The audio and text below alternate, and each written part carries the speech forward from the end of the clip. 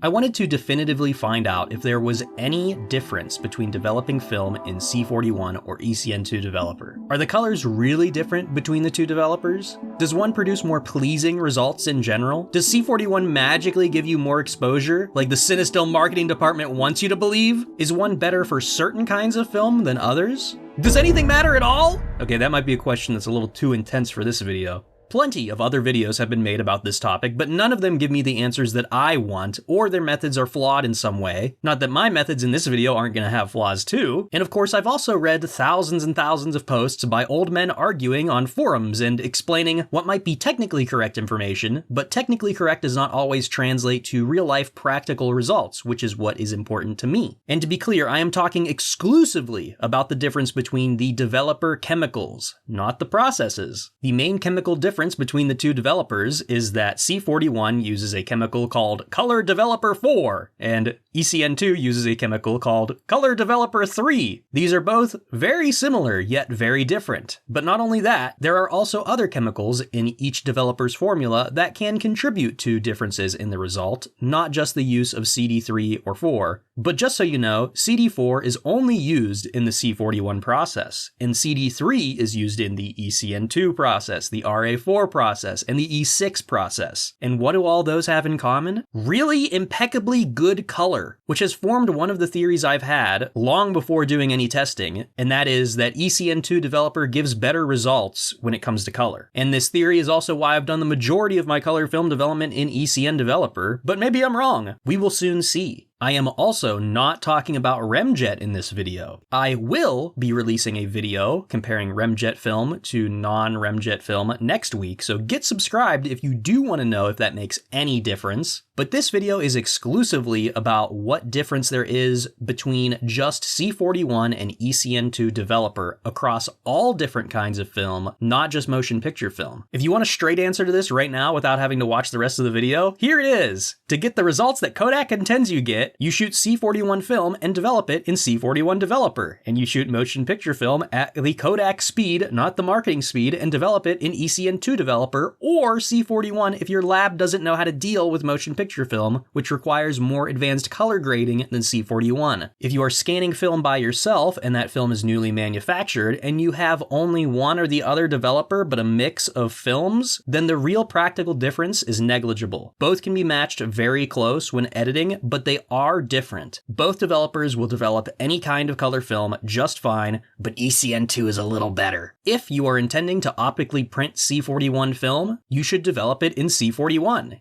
ECN will give you less contrast, which might be desirable depending on your artistic choice, but the negatives ECN Developer creates are not ideal for optical printing. ECN2 Developer is intended to give you a flat, almost log-like result that is ideal for color grading, which means the result you get is not the final image, compared to C41, which is intended to be the final density and contrast of the image. So that's the surface level answer, and the one I'm sure everyone already knows for the most part, but the reality is a lot more complex and situational. So I prepared a test. In order to test this correctly, I wanted to eliminate as many variables as possible. A lot of people who do this kind of test use two different cameras, two rolls of film, and sometimes even shoot the two rolls at different settings as directed by various companies' marketing departments. So they are usually comparing two completely unique shots. While two cameras you know to be accurate with the same lens or two tested identical lenses is acceptable, and you can generally assume the variance between rolls of film to be minimal, you can't be 100% sure about all of that 100% of the time. And also you can't be sure the environment lighting is 100% identical between the shots, even if you link your cameras together somehow, unless you're in a studio. All of these possible problems add up and can affect the results. But what if there was a way I could take just one photo with one camera and one lens and develop one half in ECN2 and the other in C41. That way I completely remove the camera, the lenses, the settings, and even the possible differences in lighting and temporal effects as variables. The only thing I would have as a variable would be the development process. So I decided I would design a really stupid device that allowed me to double slit my film. No, that's not two chicks suspiciously into antiquing. It's this thing that cuts my 35mm film into two strips of 16mm film, which I can then load onto my 110 film reels and develop them individually. Once I printed this thing out, I realized it sucked and wouldn't work, so I redesigned it a little bit so it could possibly sort of work, and it did. Well, it would perfectly work for one roll, and then immediately the blades would be too dull to cleanly slice another, so they had to be replaced, but it did work. Just, I wouldn't do this kind of test again. I think there's a better way to test this, and I'll outline that at the end of the video. And yes, this entire time, all the photos I've been showing you have all been developed one half in C41 and the other half in ECN2. You can probably notice that now since I've said something, but I don't think you would have before. Since my 110 film spools can only hold about 2 feet of film, I could only shoot about 17-ish double slit shots. The rest of the roll was developed as full regular shots. So yeah, I actually had to measure out the exposed film inside my changing bag and then double slit only part of it, and then I'd load one half into these 3D printed, hopefully light tight canisters I made, and the other half onto the development reel, which I would then immediately develop in one of the chemicals I was using for that session. And speaking of chemicals, that's one of the few things that may invalidate my test entirely. For both developers, I used the Cinestill kits. Why? Well, they're ubiquitous and very cheap. However, Cinestill gives incorrect times in the instructions for both kits, and as far as I can tell, they are the only company that gives non-standard development times and temperatures in their instructions. Their ECN instructions say 3 minutes 30 seconds at 106 degrees Fahrenheit, when the actual real ECN development time is only 3 minutes. Their C41 instructions also say 3 minutes 30 seconds at 102 degrees, when the real C41 times and temps are 3 minutes 15 seconds at 100 degrees. So while it would be logical to assume that this is just some kind of weird documentation choice, or maybe they want to give their developer a little boost as some kind of marketing tactic, it could also point to the possibility that Cinestill is cutting corners and that these developer formulas are actually less capable, thus requiring more time. We don't know! Cinestill isn't really known for providing accurate technical information, which is why this video has to be made in the first place. For all I know, both of these kits might be slightly manipulated in order to give better results with Cinestill's own products, i.e. motion picture film. But for my tests, I decided I would do what I always do and completely ignore the Cinestill instructions and use the proper times and temps for both processes, which have always worked fine for me. I also use a 1-to-1 vinegar stop bath, and I use the included Cinestill Blix. I blix for a lot longer than recommended since both bleach and fix are 2 completion processes that can't be overdone, but they can be incomplete, so I didn't want that happening messing up the results. Ideally, I would have used a separate bleach and fix, but that's what I had on hand. I also mixed all of the chemicals an entire day before doing any tests to allow them to fully mix and settle. For the film I tested with Remjet, I used the Kodak Remjet removal formula at 80 degrees for 10 seconds with no agitation, then rinse and agitate with 80-degree water till everything comes out clean. So for my tests, I decided to use 5 different rolls of film. A roll of brand new Pro Image 100 shot at box speed in an Olympus point and shoot. This is a C41 film. A roll of 20+ year old Kodak 800 GT that I shot at 100 ISO. A roll of Reflex Labs 400D, which is just 250D with the Remjet pre-removed. This is motion picture film. A roll of sort of old QWE brand bulk loaded 250D, and this one does have the Remjet. And finally, I randomly selected a roll of film that had been shot over 20 years ago and has been sitting in a plastic baggie in a hot attic ever since. I chose this old Fuji Suspirio roll from my pile of attic film. So we have new C41 film, old C41 film shot today, old C41 film shot a long time ago, and motion picture film with and without the Remjet. Those two being more of a test for the Remjet video, but still 5 rolls total. The 4 rolls that I actually shot were immediately put in the freezer after shooting until the day before I performed the tests, and were given 24 hours to return to room temperature. So, one thing about this experiment is finding compositions. Because it's like, I'm gonna split the image in half. So I gotta have like the same thing on both sides. So any landscape has to be portrait because I need to have the sky in both halves, right? Uh-oh. Do you see what I see? Yeah, do you see what I see? #1 most photographed subject, do I dare? Do I dare to dream it? The general test procedure was as follows. I take a roll, put it in the dark bag, double slit about 2 feet of film. I have a ruler in there to measure by feel. I put 1/2 of the double slit in a canister for later, and the other half goes on a 110 film reel. And the rest of the non-slit film goes on the regular Patterson reel, and both reels go in the tank. I did all the halves as ECN first, then took all my canisters and began doing the C41 development for the other halves. After drying the film, I scan with my Epson V550 using no color correction mode. This mode means the scanner isn't doing any kind of adjustments, so all scans are equal, removing a possible variable. These scans are 48-bit TIFFs, so 16 bits per channel, which is exactly what Kodak recommends to capture the full dynamic range of film. 10 bits or less will not capture the full range, so keep that in mind if you're camera scanning your film. Inversion is done in multiple different ways to show the results, and that is where we get to the next chapter.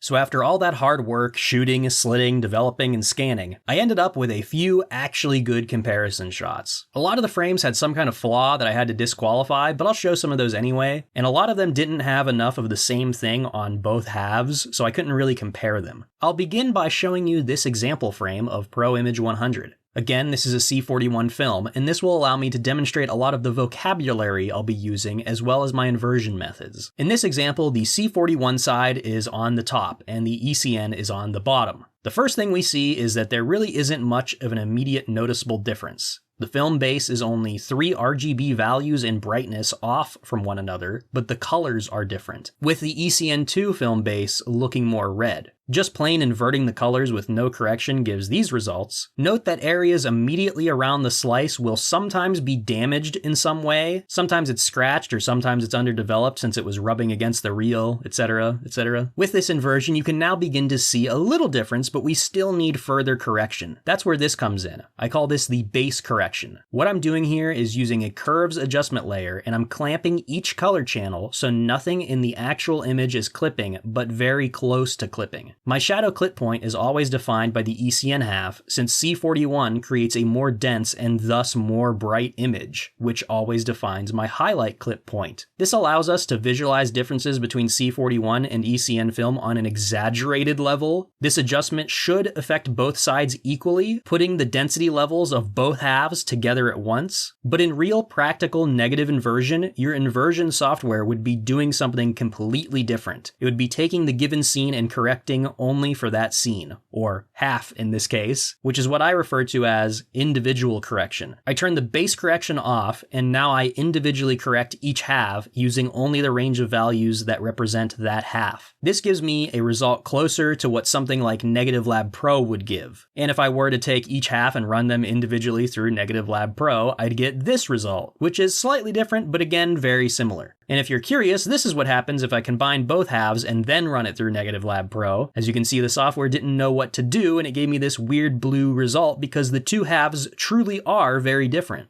Going back to my base correction, I like to try and match one half with the other.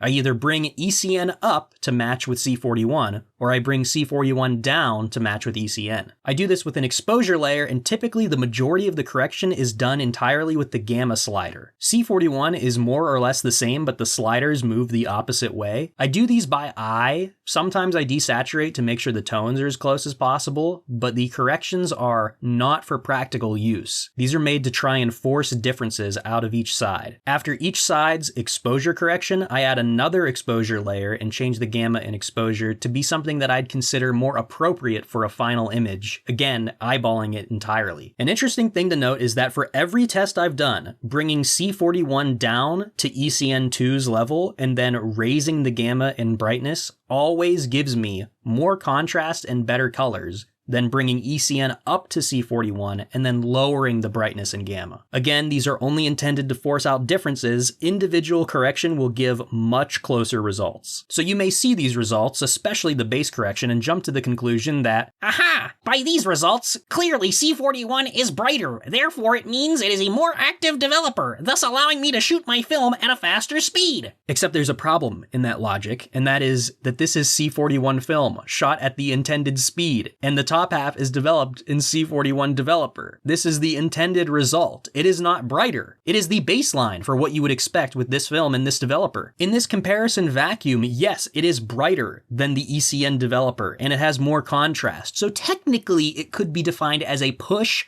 but again, this is the baseline. It can't be a push if the push is 0. And more importantly, you aren't getting more light. Nothing you do chemically will ever give you more light on the film. Pushing isn't really understood by most people, especially people who perpetualize the misconceptualization of C41 being a more activized developer. And yeah, C41 is more active, technically. And C41 is capable of pushing film way more than ECN Developer is, but when you're developing as normal, you're going to get an as normal result. The marketing shill may now be thinking, but wait, this is a C41 film. If you did the same with motion picture film, then actually C41 is pushing it. Except it isn't. Looking now at this photo, this is Reflex Labs 400D. So that's Kodak 250D without remjet. You can see once again, yeah, C41 is totally brighter. But just because it's motion picture film doesn't mean the difference between C41 and ECN Developer is magically now more than it was between the two halves of the C41 film. To further disprove this, I went and profiled the deltas of all my films using only the base correction on every appropriate photo I could find. I did this by taking the mean value of two identically exposed areas on each half and recording the difference between them. For example, I would say this area of brick is close enough to this other area of brick, so I could get the two means and calculate the difference. These differences then go into a spreadsheet and are averaged out. So on average, the delta difference between the C41 film and the ECN film is like 7 RGB values max, which is well within error and shows that C41 Developer is not pushing your film. You are getting the C41 baseline density and contrast regardless of whether you're shooting C41 or motion picture film. Now, when it comes to the older C41 films, that delta is a lot different, and you'll see why that is later on in the video. But for now, I can definitively say that even though it might be technically correct to say that C41 is more active, that's like saying a rich guy is gonna, for some reason, pay more money for a Big Mac at 2 different McDonald's just because he has more money and they are 2 different McDonald's, but he's getting the same Big Mac at each place. Yeah, that's the best analogy I could come up with. But the point is, when someone says you can shoot your motion picture film at 800 or 400 or whatever because C41 is more active, they are just repeating BS marketing talking points for free!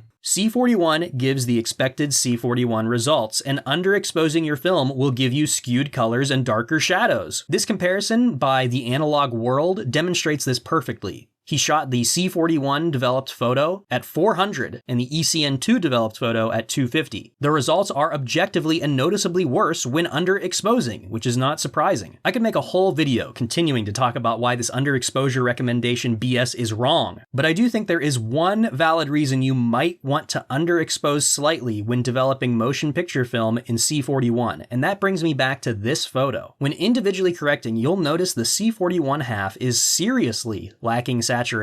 Even artificially boosting this, you're going to see there's practically no color in this bright area. The only way to get the color slightly close is by bringing down C41, and now you can see some color information, an overall better contrast and color throughout the entire image. If I do the opposite, bringing ECN up, the overall color and contrast is worse. Let me move now to this photo. This is bulk loaded 250D with remjet. That white stuff you see is remjet that didn't get removed. You're going to immediately notice the C41 side has an issue. It has green base fog. This is likely caused by exhausted stop bath or developer contamination in the stop bath. So technically, this entire set of photos, and they all have this very even green base fog, are invalid, but I'll give a pass for a few examples like this one that shows something very important. Since this photo has a lot of light, the green base fog doesn't really affect it that much except in the dark metal cross. And you may be looking at this base correction and saying, wow, that C41 side has way more accurate color balance, but you would be wrong. The ECN side shows a hue way closer to the true color of the brick. Individual correction exaggerates this even further. The color of the brick in real life is a sort of yellowish orangish color. Here's the only street view photo of this house I could find. The ECN side also shows true white right on the edge. That's white trim, pure white. and the ECN side shows that distinct separation between true white and the color of the brick, unlike C41, which just loses saturation in the bright, directly lit sunny areas, and it renders that orangish brick as white. Let's take a look at another photo from the same roll. Again, we can see some serious green base fog, but individual correction removes that, and we see identical exposure, but significantly different color. Back to base correction, I'm going to bring down C41 since we know that gives the best results, and I'll apply a quasi-dehaze to really make the clouds pop. Now you can really see the difference. This isn't something you can really match easily either. The ECN Developer simply resolved colors that C41 didn't. The entire sky would have been this orangish color,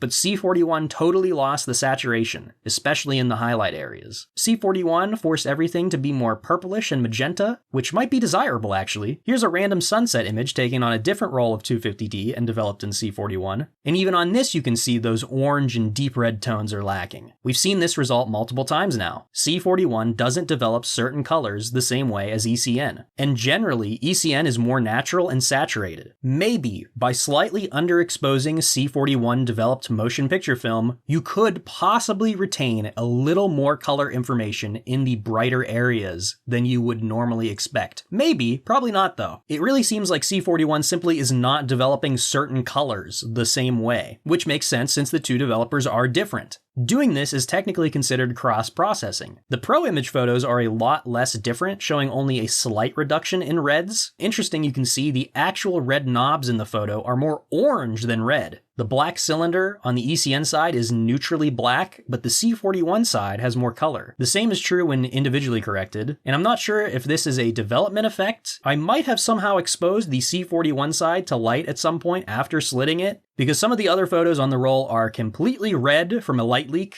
Just this one isn't really noticeable. I don't even know if the light leak affected this one at all, so it could just be that C41 favors more red blacks, or maybe my base correction is bad. But something like Negative Lab Pro would correct for this anyway, so it doesn't matter. Back to the sky image. The only way to get the two to even sorta match was to really reduce the color in the sky overall. Here's something similar to the final image, and you can see I've lost the beauty of the deep colors on both sides. The C41 side also suffers from intense grain in the sky. You can see how rough everything appears, yet looking over at the ECN side, everything is smooth and uniform. Now remember, I'm artificially boosting the clouds to bring out the colors. It's a lot less noticeable when I individually correct and just change the gamma, but it's still there. Maybe slightly underexposing C41 developed motion picture film will give you smoother highlights, but remember, you're sacrificing shadow detail when you underexpose. Now let's check out another really surprising result, the old Fuji Suspiria. And wow, look how dense the C41 negative is. And it's even worse with the base correction. C41 has fogged this old film like crazy, but ECN, it is far more usable. Interestingly, I think this roll of Fuji, shot in 2002, was taken in the same Olympus Super Zoom that I used to shoot the Pro Image 100. Doing the C41 down or ECN up corrections on this one give really bad results either way, but individual correction isn't nearly as bad. The C41 side is still really whack in the color department, and there's a lot more noticeable noise in the dark areas. I'd actually say the level of grain is the same between the two, but the grain is brighter on the C41 side, so it's much more noticeable. The grain on the ECN side looks like grain should. And look at those skin tones! And oh, what's that? Illuminati hand signs? Interesting. Despite the massive difference between the two negatives, and the C41 side being way more dense, I still think they resolved the exact same amount of detail. Look at the shadow area behind me.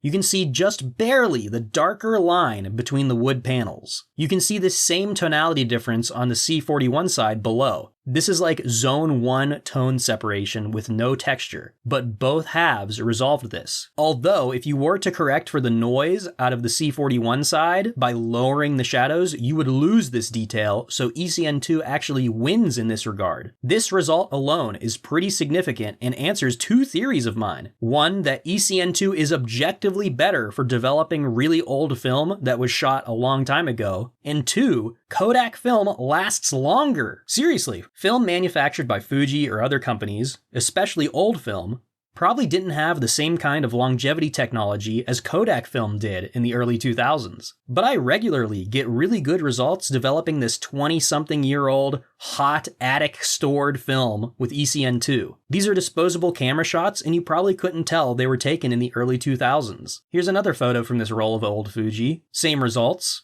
It looks a lot better with individual correction. Like, this one is actually sorta usable. Speaking of individual correction, you may be wondering, what does Negative Lab Pro do to these absolutely blasted negatives? Well, of 13 C41 halves from this roll, Negative Lab Pro failed to invert all of them but 2. Whereas for the ECN halves, Negative Lab Pro only failed to invert 1, which specifically didn't have much variance in it, so it probably couldn't figure out what to do. But manually correcting it is possible. Anyway, so we now know that ECN is better for really old film shot a long time ago. How about really old film that was shot today and overexposed accordingly? I shot this roll of Kodak 800 GT at 100 ISO. That's +1 stop because it's 800 speed film, which degrades faster, and +2 stops for each decade. I don't know the exact age of this film, but I was told it was at least 20 years old. And yeah, 100 ISO was probably appropriate because a lot of my photos came out perfectly exposed.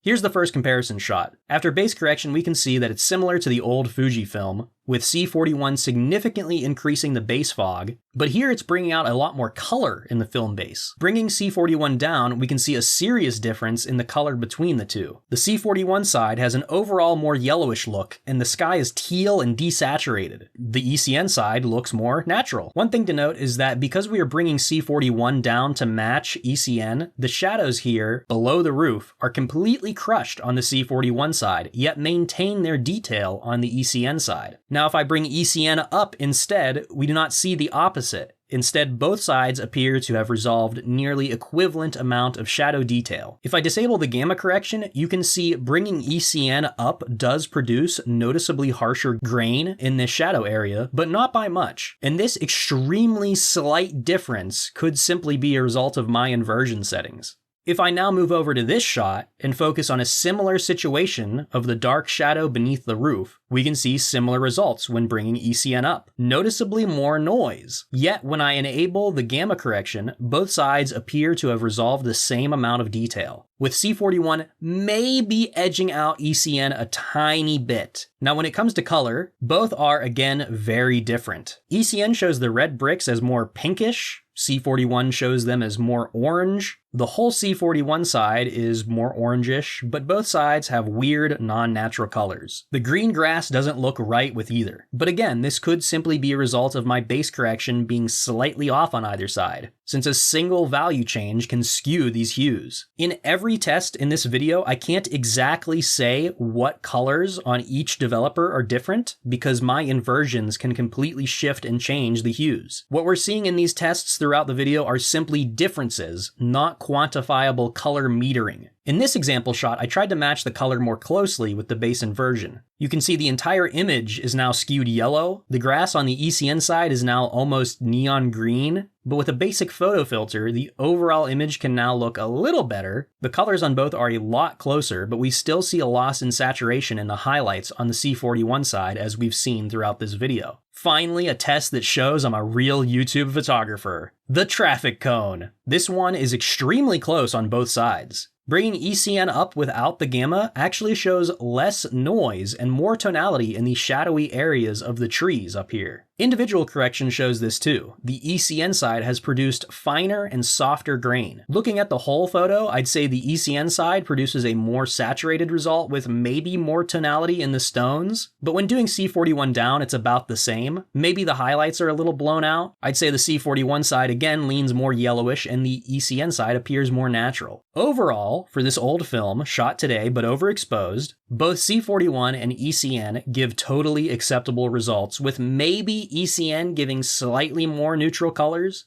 This last test I'll show you is from the only thing sorta like a test chart that I photographed. This is from the QWD-250D. This test chart is 8-bit RGB values photographed from my monitor a monitor which shows no visible difference between the last two values on either side, and we can see that in the image too. Both sides resolved all tones identically with both developers. Yes, the colors appear a little different, but the point still is that C41 does not magically push ECN film unless you actually develop it for longer, thus pushing it. Assuming all things are equal, both developers resolve the same amount of detail and tonality. The only difference is dye hue, contrast, density, and maybe the longevity of the dyes, but that's completely untested territory. If I were to improve this experiment, I wouldn't do a split test again. We can safely assume a 36 exposure roll of film should maintain consistency across its length, so an ideal developer chemical to film profiling experiment would be something like this. A permanent scene set up in a studio environment with extreme levels of color differentiation and dynamic range, photographed with a single camera and lens that is known good, accurate, and repeatable. The shots of the scene would be bracketed something like this, followed by a frame where the lens is removed in complete darkness and you physically reach into the camera using bulb mode to place a piece of tape or something on the film to use as a marker. You would then take the same series of bracketed shots again on the other half of the film, but before development you can use that piece of tape on the film to know where the separation point is between the two sets. Then you could develop each side in one developer and accurately compare all possible situations from overexposure, underexposure, exact dye changes, etc. And you could do this with multiple rolls of film to see how every type handles the developer differently. Of course, you should do it with multiple of the same roll too to ensure consistency. I have no intention of doing this though because I don't have space for a permanent film testing setup in the Shy Studios studio. I'm just putting this out there for anyone who truly wants to accurately quantify the difference between developers. Because as good as this test was, it wasn't perfect and it's still not totally complete.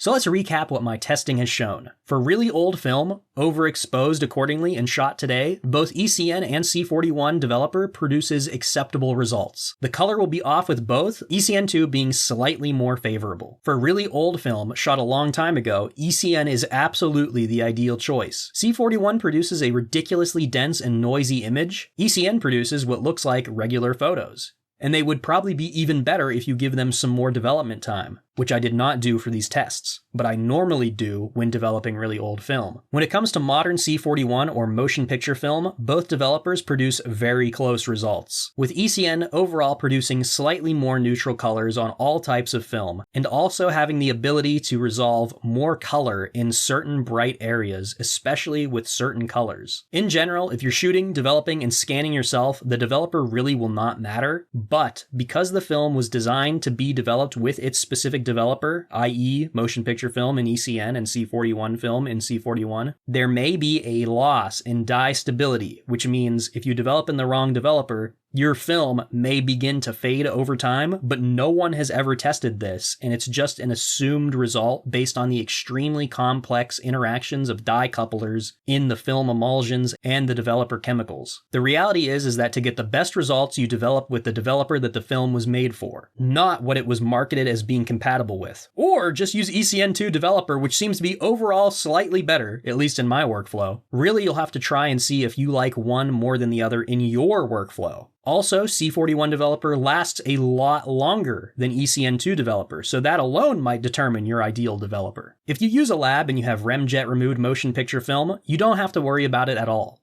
Just let them develop it in C41, ideally shoot the film at the real speed, but even if you do shoot it at 800 or 400 or whatever, Kodak motion picture film has so much exposure latitude that it really doesn't matter at all for well-lit shots. This is the actual reason why Cinestill is comfortable selling their Vision 3 500T as 800 speed film, because they've tested it against Portra 800 and it outperforms Portra 800, again, in brightly lit scenarios. Nighttime shots, however, that's a different story, which is funny because that's what Cinestill's marketing is focused on. Gas stations at night, which absolutely will end up worse if you underexpose. There's no magic in the developer chemical or the lack of remjet. You do not get more light when there is none to capture, no matter how long you let your film soak in the developer. I'll probably be making future rant videos about this topic, and of course, the remjet comparison video next week. So get subscribed so you don't miss that. leave a comment telling me how much you hate marketing BS, press the like button, join channel members, and I'll be back next week